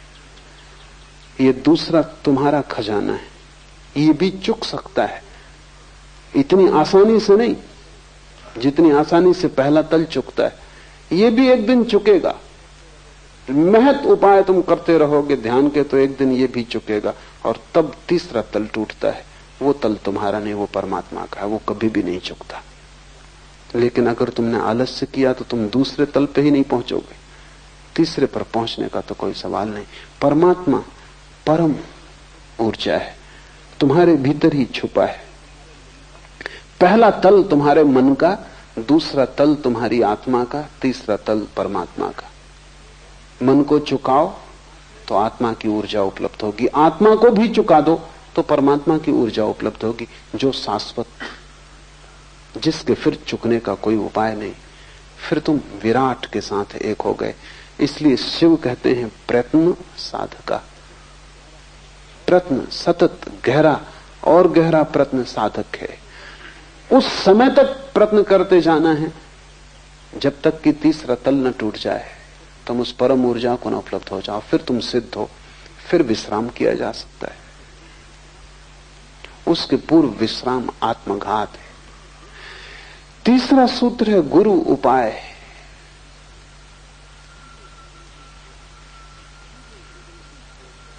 ये जो जीवन की खोज है तुम अकेले न कर पाओगे,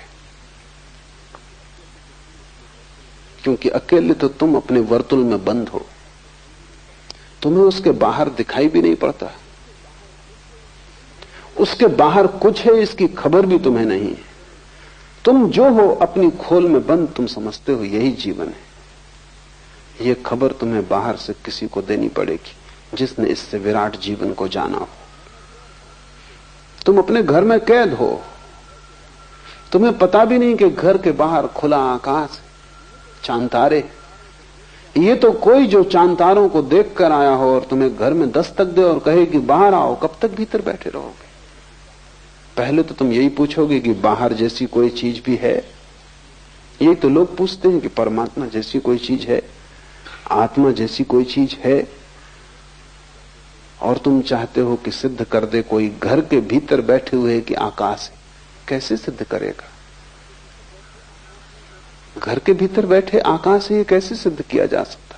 तुम्हें चलना पड़ेगा साथ। वो जो कह रहा है कि आकाश है, उसके पीछे तुम्हें 2-4 कदम उठाने पड़ेंगे, क्योंकि आकाश दिखाया जा सकता है, सिद्ध नहीं किया जा सकता। सिद्ध करने का कोई उपाय नहीं।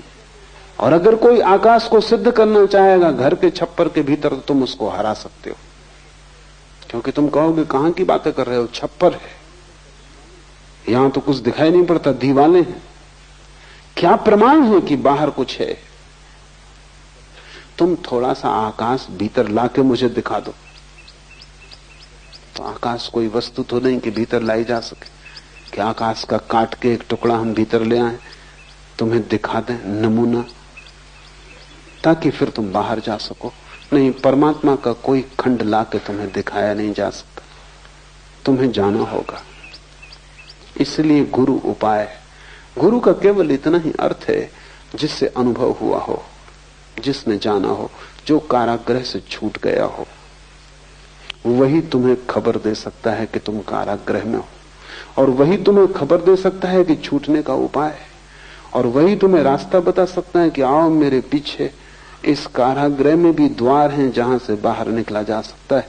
इस कारागृह में भी ऐसे द्वार हैं जहां के संतरी सोए हुए हैं। इस कारागृह में ऐसे भी द्वार हैं जहां के संतरी बड़े सजग हैं।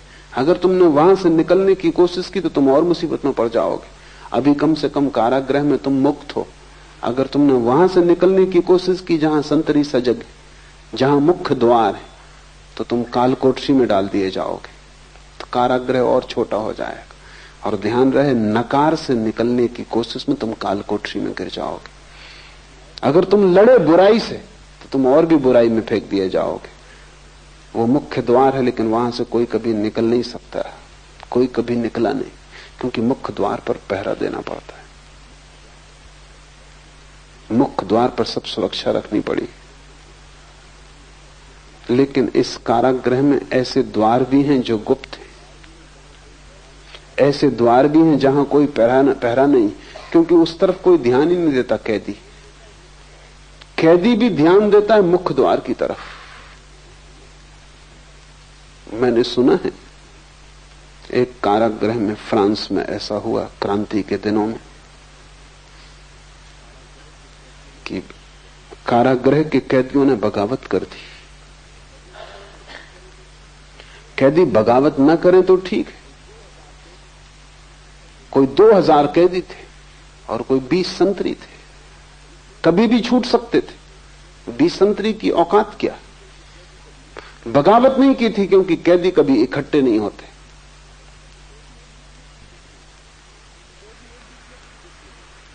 कैदी एक दूसरे के भी दुश्मन होते हैं। साथ होने के लिए इतनी भी सरलता नहीं होती। मित्रता बनाने का उपाय नहीं होता, एक दूसरे के शत्रु होते।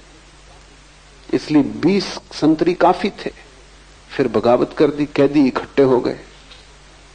उन्होंने बगावत कर दी तो जो प्रधान जेलर था वो घबराया। उसने कहा क्या करें। उसने पहला काम ये किया कि संतरियों से कहा कि मुख्य द्वार की फिक्र छोड़ दो, तुम जाके छोटी खिड़कियों और दरवाजों पर खड़े हो जाओ।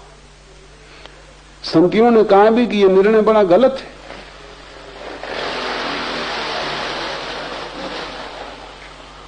उस जेलर ने कहा तुम फिक्र मत करो, मुख्य द्वार बिल्कुल छोड़ दो।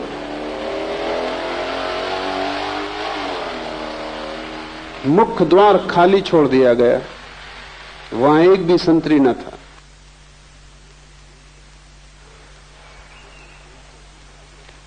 लेकिन कोई कैदी भाग न सका, क्योंकि छोटे द्वारों पर पहरा लगा दिया गया। जिन पे कभी पहरा न था उन पे पहरा लगवा दिया, और जहां सदा पहरा था वहां से पहरा बिल्कुल हटा दिया। अगर चाहते तो सभी कैदी बाहर निकल जाते।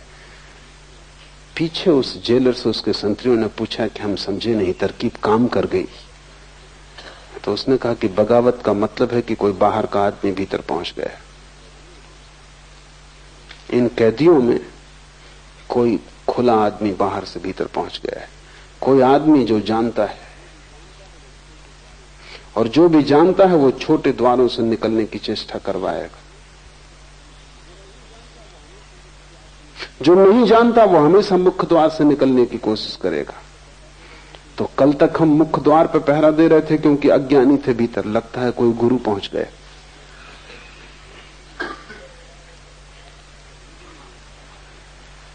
जीवन में बुराई से लड़के निकलने का द्वार मुख्य मालूम होता है।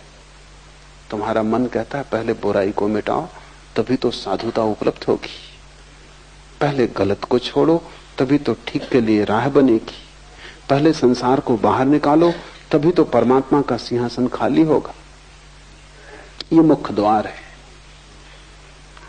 गुरु तुम्हें इससे निकलने को न कहेगा, क्योंकि इससे कोई कभी नहीं निकल पाता। वहां पहरा भयंकर है, और जो आदमी वहां से निकलने की कोशिश करता है वो और छोटी कालकोठरियों में डाल दिया जाता है। मेरे देखे तुम्हारे साधु संत तुमसे भी बुरे कारागृहों में बंद है। तुम्हारे पास आंखें नहीं है इसलिए तुम्हें दिखाई नहीं पड़ता। ग्रस्त तो परेशान है ही, तुम्हारे साधु तुमसे भी बुरी तरह परेशान है। तुम्हारे पास कम से कम छोटा आंगन भी है जिसमें तुम थोड़ी स्वतंत्रता अनुभव करते हो, उनका आंगन भी छिन गया है। वो जेल के भीतर है, लेकिन जेल के भीतर जो स्वतंत्रता साधारण कैदी को मिलती है वो भी उनको नहीं है। वो 24 घंटे कालकोठरी में बंद है। मेरे पास साधु सन्यासी आते हैं, उनका मन बिल्कुल ही रुग्ण और विक्षिप्त है। एक जैन मुनि ने मुझे कहा कि 60 साल का हो गया हूं, 40 साल से मुनि हूं, लेकिन निरंतर मन में यह शक बना रहता है कि मैंने कहीं भूल तो नहीं की, कहीं ऐसा तो नहीं है कि साधारण संसारी आनंद भोग रहा है और मैं नाहक कष्ट पा रहा हूं। ये संदेह उठना बुद्धिमान आदमी के लिए स्वाभाविक है। ये आदमी ना समझ नहीं है, ये आदमी समझदार है। ये संदेह उठना स्वाभाविक है, क्योंकि इसको दिखाई पड़ रहा, पाया तो मैंने कुछ भी नहीं। ये 40 साल क्रोध, काम, लोभ इससे ही लड़ने में बीत गए, मिला तो कुछ भी नहीं। और क्रोध मिट गया हो ऐसा भी नहीं, सिर्फ छिप गया है। तो दूसरों से तुम छिपा सकते हो, खुद से कैसे छिपाओगे? खुद तो तुम्हें पता है, दबा के बैठे हो, सज्जन मालूम पड़ते हो, अपराध नहीं करते हो, लेकिन अपराधी भीतर मौजूद है और कभी भी कर सकता है। किसी भी क्षण मौका मिल जाए तो करेगा। एक कारागृह और छोटा हो गया है, थोड़ी बाहर स्वतंत्रता थी घूमने की, वो भी छिन गई है, कालकोठरी है। प्रमुख द्वार से जो निकलने की कोशिश में करेगा वो और भी बंध जाएगा। लेकिन गुप्त द्वार है, पर गुप्त द्वार गुरु बता सकता है। चाबियां हैं जिनसे गुप्त द्वार खुल जाते हैं। जो बाहर जा चुका है वही तुम्हें बाहर ले जा सकता है। शास्त्र तुम्हें साथ दे सकते हैं कि तुम कारागृह में ही पढ़ते रहो, लेकिन तुम्हें बाहर नहीं ले जा सकते, क्योंकि शास्त्रों का अर्थ कौन करेगा? तुम ही करोगे। शास्त्रों को समझेगा कौन? तुम ही समझोगे। तुम अपने हिसाब से समझोगे।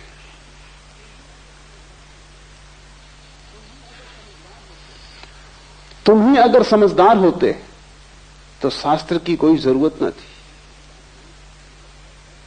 तुम समझदार नहीं हो, ये पक्का है। और शास्त्र से जब ना समझ अर्थ निकालता है तो और झंझटों में पड़ जाता है। नहीं, तुम्हें जीवित शास्त्र चाहिए। गुरु का अर्थ है जीवित शास्त्र। जीवित व्यक्ति को खोजो जो तुम्हें राह दे सके। शिव कहते हैं गुरु उपाय है, उसके अतिरिक्त और कोई उपाय नहीं। और तुमने अगर अपने ही हाथ से चेष्टा की सुलझाने की तो उलझ जाने का ज्यादा डर है, क्योंकि मन बड़ा सूक्ष्म यंत्र है। अक्सर होता है कि हम ही सुलझा लें। अक्सर ऐसा होता है कि तुम्हारी घड़ी बंद हो गई तो दिल होता है खोल के और ठीक कर ले। सभी का दिल होता है, और जितना ना समझ आदमी हो उतना जल्दी दिल होता है। छोटा बच्चा तो बिल्कुल खोल के बैठ ही जाएगा, क्योंकि उसे ये लगते नहीं कि इसमें ऐसी अड़चन क्या है, चलती थी अभी नहीं चलती, जरा देखे खोल के। घड़ी कोई बहुत जटिल यंत्र नहीं है। लेकिन अगर तुमने सुधारने की कोशिश की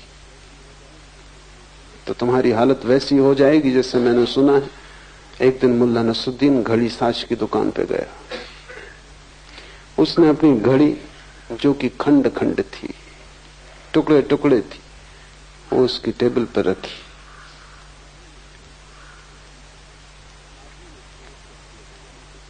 उस आदमी ने चौंक के पहले तो घड़ी को देखा, घड़ी साज ने, फिर नसरुद्दीन को देखा। नसरुद्दीन ने कहा कि मैं बड़ा हैरान हूं कि मेरे हाथ से गिर कैसे गई। उस घड़ी साज ने कहा कि हैरान मैं हूं कि तुमने इसे उठाया क्यों। अब इसमें कुछ किया नहीं जा सकता। और ये गिरने से नहीं बिगड़ी। नसरुद्दीन ने कहा थोड़ी मैंने सुधारने की जरूर कोशिश की।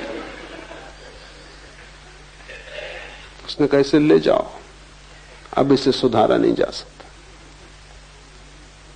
घड़ी बिल्कुल साधारण यंत्र, कोई बहुत जटिल नहीं। मन बहुत जटिल यंत्र, तुम्हें मन की जटिलता का पता ही नहीं।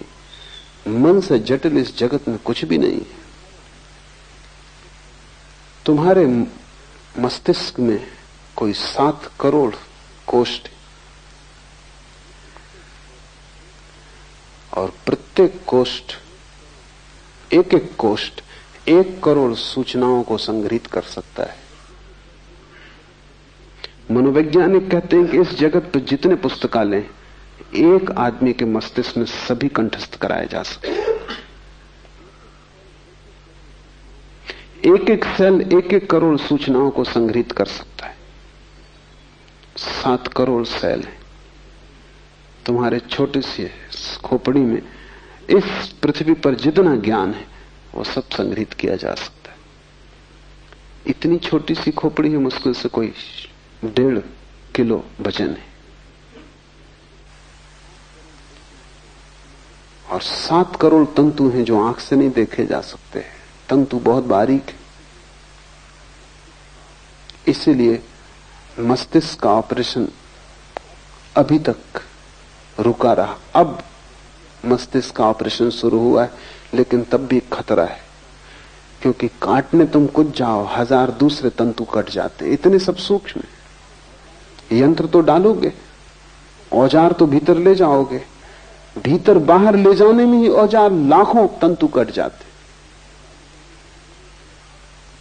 औजार ले जाने की भी जरूरत नहीं, तुम सिर्फ शीर्षासन ही करते रहो आधा घंटा रोज, तुम्हारी खोपड़ी खराब हो जाएगी। तुम शीर्षासन करने वाले लोगों को बहुत बुद्धिमान कभी ना पाओगे, क्योंकि इतना खून का प्रवाह छोटे तंतुओं को तोड़ देता है, जैसे बाढ़ आ जाए। आदमी का मस्तिष्क विकसित इसीलिए हुआ कि वो खड़ा हो गया है और सिर की तरफ खून की धारा कम हो गई। जानवरों का मस्तिष्क विकसित नहीं हुआ क्योंकि वो उनका खोपड़ी और उनका शरीर एक ही तल में, तो उनके पास मोटे स्नायु हैं, पतले स्नायु नहीं। आदमी की सारी प्रतिष्ठा और खूबी यह है कि वो खड़ा हो गया। खड़े होने से गुरुत्वाकर्षण की धारा उसके खून को नीचे की तरफ खींचती और फेफड़े को पंप करना पड़ता है, खून तब सिर तक पहुंचता है। बहुत कम खून पहुंच पाता है, इसलिए सूक्ष्म तंतु विकसित हो गए। अगर बाढ़ आए तो बड़े बड़े झाड़ बह जाएंगे, छोटे पौधों का क्या। तो इतने सूक्ष्म तंतु हैं कि खून की जरा सी गति ज्यादा हो जाए तो नष्ट हो जाते।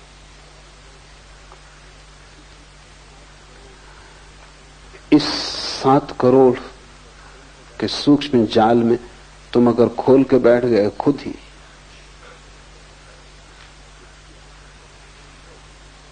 तो इसकी आशा करना असंभव है कि उससे कुछ लाभ होगा। हानि निश्चित है। और बहुत लोग खोल के अपने मस्तिष्क को बैठ जाते, अपने ही मन से ध्यान करने लगते हैं, आसन लगाने लगते हैं, कुछ किताब से इकट्ठा कर लेते हैं, कुछ सुन लेते हैं, हवा से बातें पकड़ लेते हैं, कुछ करने लगते हैं। उससे सिवाय नुकसान के कभी कोई लाभ नहीं होता। एक बौद्ध भिक्षु को मेरे पास लाया गया, वो 3 साल से सो नहीं सका। सब तरह के इलाज किए गए लेकिन नींद नहीं आती। सब ट्रैंकुलाइजरों को उसने हरा दिया, नींद आती ही नहीं, कुछ भी उपाय काम नहीं कर पा रहे हैं। और 3 साल तक जो न सो, उसकी हालत तुम समझ सकते हो। तो बिल्कुल विक्षिप्त अवस्था है। और कुल मैं उससे पूछा कि, क्योंकि वो किसी डॉक्टर ने उससे पूछा ही नहीं, डॉक्टरों ने उसकी चिकित्सा शुरू कर दी, जांच पड़ताल की, शरीर की खून का दबाव, हृदय की स्थिति, सारा सब जांच पड़ताल करके इलाज शुरू किया। वो उसकी बीमारी नहीं। वो सज्जन एक ध्यान कर रहे हैं। वो एक प्राचीन परंपरा है बौद्धों की, विपस्सना। वो विपस्सना ध्यान कर रहे हैं। वो ध्यान उन्होंने शास्त्र से सीधा पढ़ लिया, क्योंकि गुरु तो एक एक शिष्य को ख्याल में रखेगा, या अगर वो कोई सामूहिक पद्धति विकसित करता है तो वो समूह को ध्यान में रखेगा। लेकिन शास्त्र तो आपका ध्यान नहीं रख सकते कि कौन पढ़ेगा। कोई भी पढ़ेगा, शास्त्र हजारों साल तक जीते। तो बहुत पुरानी विपस्सना की पद्धति है, वो उन्होंने पढ़ ली और उस पर प्रयोग शुरू कर दिया। फिर उसमें उन्हें रस आया, क्योंकि पद्धति बड़ी कीमती, बुद्ध ने खुद उपयोग किया है। लेकिन तुम्हें पता नहीं जब रस आ जाए तो कहां रुकना, क्योंकि रस भी ज्यादा हो जाए तो जहर हो जाता है। तो रस उन्हें इतना आया कि वो 24 घंटे उसे भीतर साधने लगे। जब तुम कोई चीज भीतर 24 घंटे साधोगे, नींद खो जाएगी, क्योंकि भीतर अगर इतना प्रयत्न चलाओगे तो नींद के आने की संभावना नहीं है। फिर उन्होंने वर्षों तक ये प्रयोग किया कि जिन तंतुओं से नींद आती वो तंतु टूट गए, तो अब नींद का कोई उपाय नहीं। क्योंकि डॉक्टर भी साथ दे सकता है, अगर तंतु मौजूद हो तो ट्रैंकुलाइजर जाके उन तंतुओं को शिथिल कर देगा और आप सो जाएंगे। लेकिन अगर तंतु ही टूट गए तब डॉक्टर भी क्या करेगा। तो मैंने उनको कहा कि तुम साल भर के लिए सब तरह का ध्यान छोड़ दो, तुमसे जितना आलस्य बन सके आलस्य करो, ध्यान की बात ही मत करना, शास्त्र मत पढ़ना, सोना जितना सो सको, लेटना, विश्राम करना, खूब खाओ, खूब पियो, साल भर के लिए परम संसारी हो जाओ। उन्होंने कहा आपसे ऐसी आशा न थी, आप और ऐसे शब्द कह रहे हैं, भ्रष्ट कर रहे हैं आप। तुम अगर भ्रष्ट समझते हो तो फिर तुम समझो, साल भर ये करो फिर मेरे पास आना। ठीक 3 महीने बाद वो ठीक हो गए। अब उन्हें नई पद्धति देनी पड़ी, और पद्धति को भी सोच के देना जरूरी है कि कितना तुम कर सकोगे, और फिर क्रमशः गति बढ़नी चाहिए, और पूरे चित्त की व्यवस्था का ध्यान रखना जरूरी है। इसलिए शिव कहते हैं गुरु उपाय।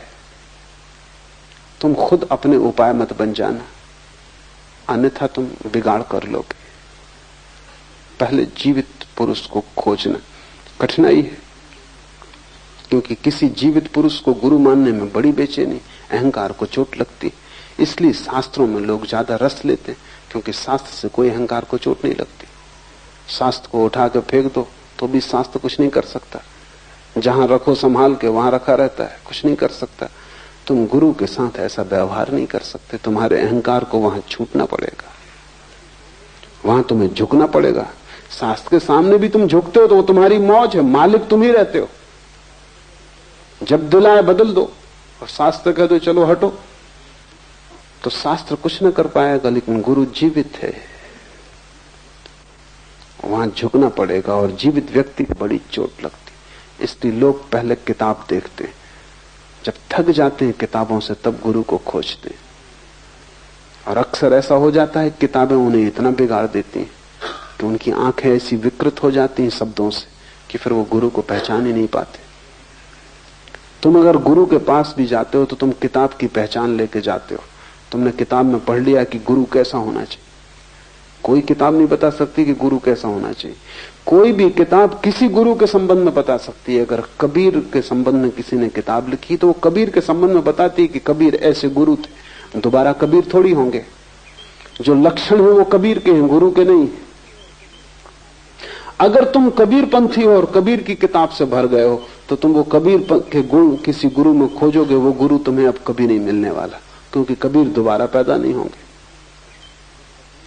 दिगंबर जैन है, वो जब तक गुरु न मानेगा किसी को, जब तक वो नग्न न खड़ा हो। वो महावीर की मौज थी कि वो नग्न खड़े हुए, वो मेरी मौज नहीं है। अब वो महावीर को खोज रहा है जो अब नहीं है। और बड़े मजे की बात है, जब महावीर थे तब हो सकता है यही आदमी दिक्कत में था, क्योंकि वो नंगे खड़े थे। जब जो उस समय जो किताबें प्रचलित थी उनमें ये लक्षण नहीं था। खुद महावीर के पहले के जो तीर्थंकर हैं वो भी वस्त्रधारी थे, जैन तीर्थंकर भी वस्त्रधारी थे।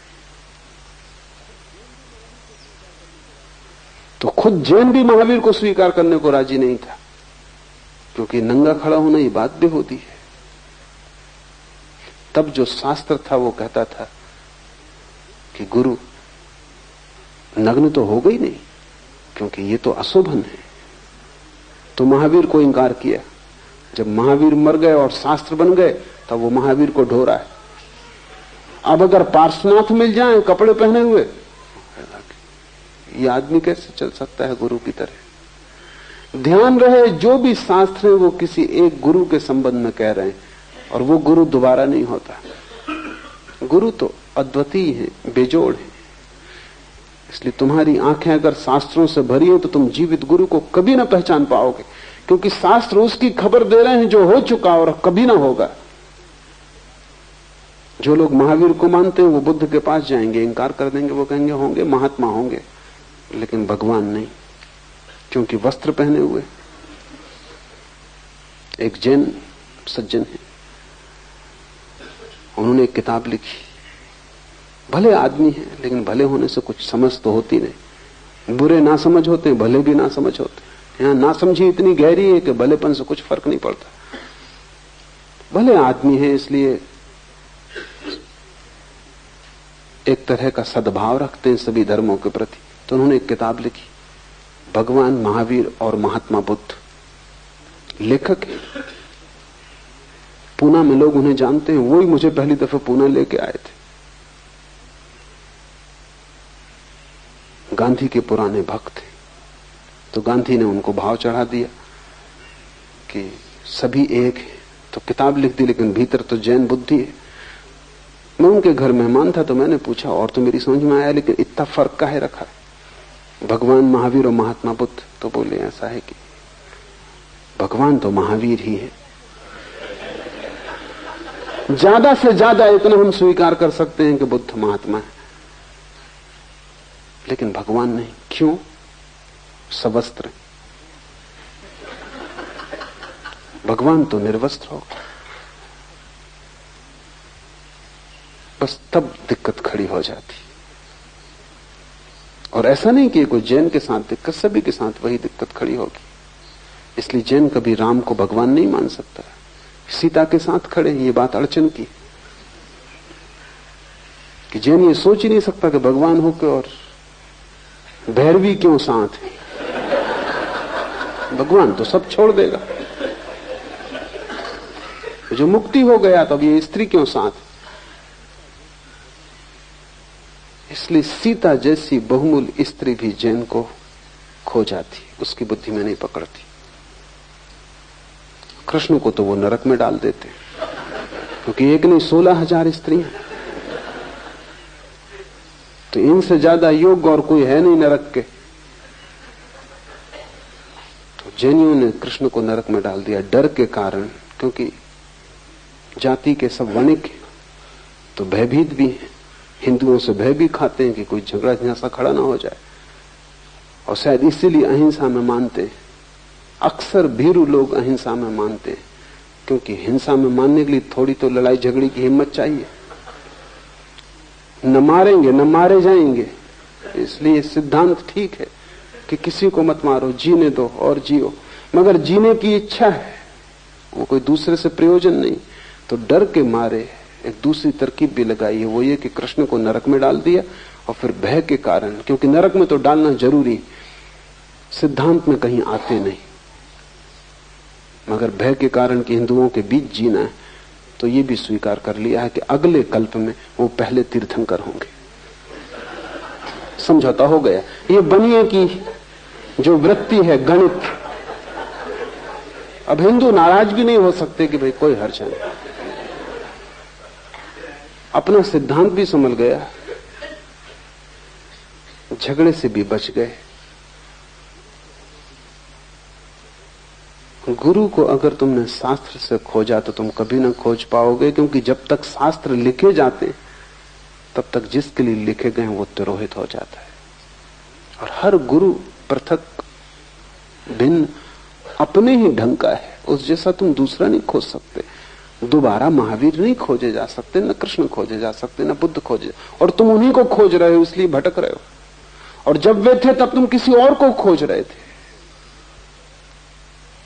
तुम चूकते ही चले जाते हो। गुरु को खोजना हो तो शास्त्र को अलग लगा देना, गुरु को खोजना हो तो किसी व्यक्ति की सन्निधि को पाने की कोशिश करना, उसके सत्संग में बैठना, और अपने सिद्धांत लेके मत जाना, अपने नापने जोखने के इंजाम लेके मत जाना।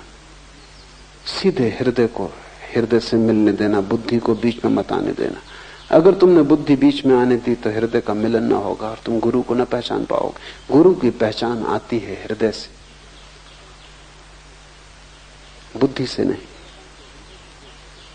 और जब भी तुम बुद्धि को हटा के हृदय से देखोगे, तत्क्षण कोई चीज घट जाती है। अगर तुम्हारा मेल हो सकता है इस गुरु से तो तत्क्षण मेल हो जाएगा, एक क्षण की भी देरी न लगेगी। तुम पाओगे कि तुम उसमें पिघल गए, वो तुम में पिघल गया। उस दिन से तुम उसके अभिन्न अंग हो गए, उस दिन से तुम उसकी छाया हो गए, उसके पीछे चल सकते हो। हृदय से खोजा जाता है गुरु, और गुरु के बिना कोई उपाय नहीं। शरीर हवी है, और ध्यान रखना, ये जिसे तुम शरीर कहते हो, जिसे तुमने समझ रखा है कि मैं सब कुछ ये शरीर में ही हूं, ये शरीर हवी से ज्यादा नहीं है। जैसे यज्ञ में आहुति डालनी पड़ती, ऐसे ही ध्यान में तुम्हें धीरे धीरे इस शरीर को खो देना होगा। बाकी आहुतियां व्यर्थ हैं। कोई घी डालने से, गेहूं डालने से कुछ हवी नहीं होती, अपने को ही डालना पड़ेगा, तभी तुम्हारी जीवन अग्नि चलेगी। इस पूरे शरीर को दांव पे लगा देना, इसे बचाने की कोशिश की तुमने अगर, तो यज्ञ जलेगा ही नहीं, अग्नि पैदा ही नहीं होगी। तुम अपने पूरे शरीर को दांव पे लगा देना। शरीर हवी है, ज्ञान ही अन्न है, और तुम अभी तो भोजन से जीते हो। भोजन शरीर में जाता है, शरीर के लिए जरूरी है। बोध, ज्ञान, ध्यान, अवेयरनेस, वो भोजन है आत्मा का। अभी तक तुमने शरीर को ही खिलाया पिलाया है, आत्मा तुम्हारी भूखी मर रही है, आत्मा तुम्हारी अनशन पे पड़ी है। जन्मों से शरीर परिपुष्ट हो रहा है, आत्मा भूखी मर रही है। ज्ञान अन्न है आत्मा का। तो जितने तुम जागृत हो सको, ज्ञानपूर्ण हो सको, ज्ञान का मतलब पांडित्य नहीं, ज्ञान का अर्थ है होश। जितने तुम जागृत हो सको, तुरीय अवस्था, तुरीय जितना तुम में सघन हो सके, तुम जितने होशपूर्ण और विवेकपूर्ण हो सको, उतनी ही तुम्हारी आत्मा में जीवन धारा दौड़ेगी। तुम्हारी आत्मा करीब करीब सूख गई है, उसको तुमने भोजन ही नहीं दिया, तुम भूल ही गए हो कि उसको भोजन की कोई जरूरत है। शरीर तुम्हारा भोजन कर रहा है, आत्मा उपवासी। इसलिए अनेक धर्मों ने उपवास का उपयोग किया। शरीर को उपवास करवाओ थोड़े दिन और आत्मा को भोजन दो, विपरीत करो प्रक्रिया को। लेकिन जरूरी नहीं है कि तुम शरीर को भूखा मारो, शरीर को उसकी जरूरत दो, लेकिन तुम्हारे जीवन की सारी चेष्टा शरीर को ही भरने में पूरी ना हो जाए। तुम्हारे जीवन की चेष्टा का बड़ा अंश ज्ञान को जन्माने में लगे, क्योंकि वही तुम्हारी आत्मा का भोजन है। ज्ञान ही अन्न है। विद्या के संहार से स्वप्न पैदा होते हैं, और अगर ये ज्ञान तुम्हारे भीतर न गया और तुम्हारे भीतर की ज्योति को ईंधन न मिला, तो फिर तुम्हारे जीवन में स्वप्न पैदा होते, तब तुम्हारे जीवन में वासनाएं पैदा होती, तब तुम्हारा जीवन अंधेरे में भटकता है, तब तुम कल्पना में जीते हो, तब तुम तृष्णा में जीते हो, तब बस तुम सोचते ही रहते हो। मैं मुल्ला नसरुद्दीन से पूछा कि इस वर्ष कहां जाने के इरादे, क्योंकि अक्सर वो यात्रा पे जाते,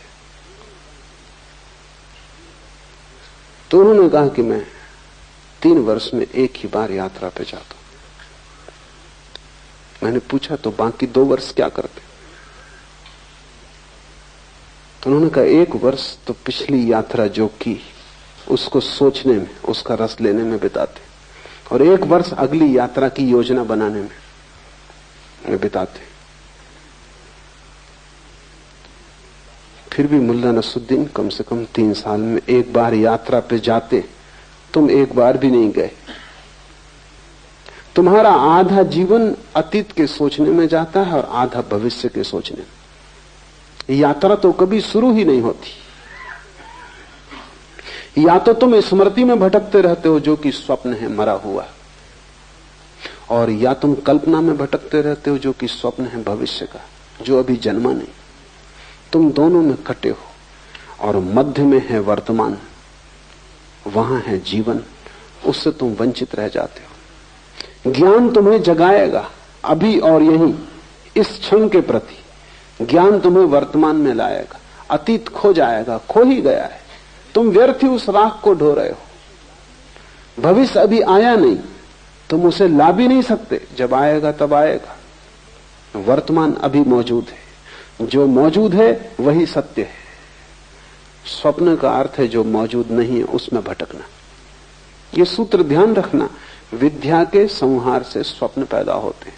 जब तुम्हारे भीतर ज्ञान नहीं होता, आत्मा जागृत नहीं होती, तो तुम सपनों में खोते हो। अतीत भविष्य सब कुछ हो जाते हैं, वर्तमान ना कुछ, और वर्तमान ही सब कुछ है। जैसे जैसे तुम जागोगे वैसे वैसे अतीत कम, भविष्य कम, वर्तमान ज्यादा होगा। जिस दिन तुम पूरे जागोगे उस दिन सिर्फ वर्तमान रह जाता है। उस दिन न कोई भविष्य न कोई अतीत है। और जब अतीत नहीं भविष्य नहीं तो चित्त के सारे रोग, सारी पुनरुक्तियां, सारे वर्तुल नष्ट हो जाते। तब तुम यहां हो, शुद्ध, निर्मल, निर्दोष, ताजे, जैसे सुबह की ओस। तब तुम यहां हो जैसे कमल का फूल। इस क्षण में अगर तुम पूरे के पूरे मौजूद हो जाओ तो तुम परमात्मा हो। इस क्षण में तुम बिल्कुल मौजूद नहीं हो, इसलिए तुम शरीर हो, मन हो, लेकिन आत्मा नहीं।